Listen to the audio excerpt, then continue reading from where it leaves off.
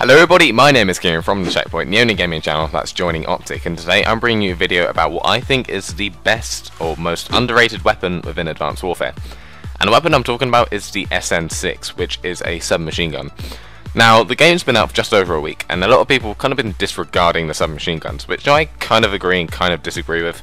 Obviously, assault rifles are more dominant in this game, and that's why we're seeing a lot of BALs, HBRs, AK-12s, things like that. But the SMGs are definitely more usable than people are making them out to be. And the two kind of go-to SMGs that people have been using are the KF5 and the ASM1, which I agree with. When I was using them, I thought they were very good weapons, and they still are. The KF5 is a very good submachine gun, but people kind of overlooked all the other ones. They kind of looked at the stats and thought, nah, they don't really look that good. But I was using the SN6 the other day, and I thought I was doing really well with it. I was kind of getting quite easy kills, and I was just getting really good scorelines and gameplays, and I'm thinking, wow, why didn't I find this weapon before? The stats made it seem quite shit, but it's actually quite good. So I'm going to compare, I'll just put on the screen now, comparison of the stats between the SN6 and the KF5. Now we notice that the SN6 does have a very slightly lower damage than the KF5. Now that won't really affect your close range gunfights, you'll still be 4 bullets to kill for both the submachine guns.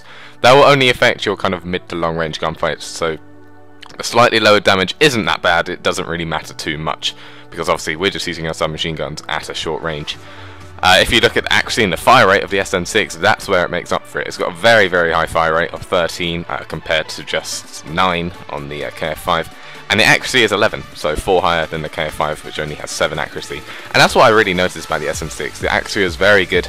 All my bullets were hitting. Accuracy is basically the tightness of your bullet spread. If you kind of shoot at a wall with a weapon with low accuracy, the bullets will be kind of all over the place. If you shoot a weapon with high accuracy, the bullets will all kind of be condensed into a nice big kind of group. And that's why good accuracy is good, because sometimes if it's a low accuracy, your bullets won't hit. But since the SN6 has a high accuracy, most of your bullets will hit. Obviously, I know the connection is a bit iffy in this game, but they're hopefully fixing that soon in the patch. But anyway, we'll also notice that the SN6 has a quite bad range, at least when you compare it to the KF5, but that really didn't bother me, and that's for 2 reasons. A, the high fire rate, and B, the high accuracy. And they kind of combine together. And also there's actually a third reason. The recoil of the SN6 is very low, and if you put that hand in hand with the high accuracy and the high fire rate, that works out really well. To have a weapon with a high fire rate as well as a low recoil, that just works out as to be a very good weapon. And we kind of saw a similar situation to this in Modern Warfare 3. The game came out and we looked at the weapon stats of the submachine guns. We thought, wow, PP90, UMP45, those are the best SMGs in Modern Warfare 3. But then people started leveling up, and then they unlocked the MP7, which statistically didn't look that good. It kind of looked, MP7, yeah, it looks alright. And then people used it, and they were like, whoa, this gun is sick. And that's the same with the SN6. The MP7 had obviously a very low recoil, has had a very high accuracy, and a decent fire rate. And this is what we've got with the SN6 as well. So what I'm basically trying to say is this is kind of the equivalent of the MP7 from Modern Warfare 3 in Advanced Warfare. It's not obviously on the same par as kind of, wow, it's the best weapon in the game, nothing can beat it. But it's still a good weapon that can be easily usable. As I said, the iron sights are very, very much usable, so you don't need to worry about that.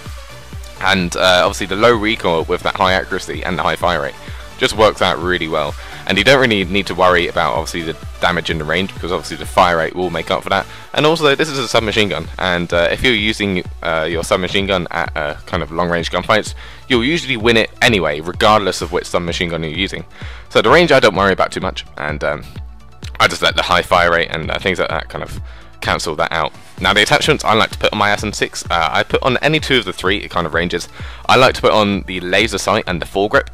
However, you can also put on the extended mags if you want that. However, this gun does have a pretty quick reload, so you don't need to worry about that too much, especially if you're going to be running scavenger and you can just quick reload all the time. Obviously that will use up more ammo, but if you're having scavenger, that won't really matter. But anyway, the weapon basically has very quick reload anyway, so you don't really need to worry about that too much. If you want to see kind of a class setup guide for the best SMG, kind of how you should create a class with your SMG, then I've got a video about that. I'll put a link to that in the description. So thanks for watching guys, I hope you enjoyed it. If you did, leave a like rating, and of course subscribe if you have not already, and I'll talk to you guys soon.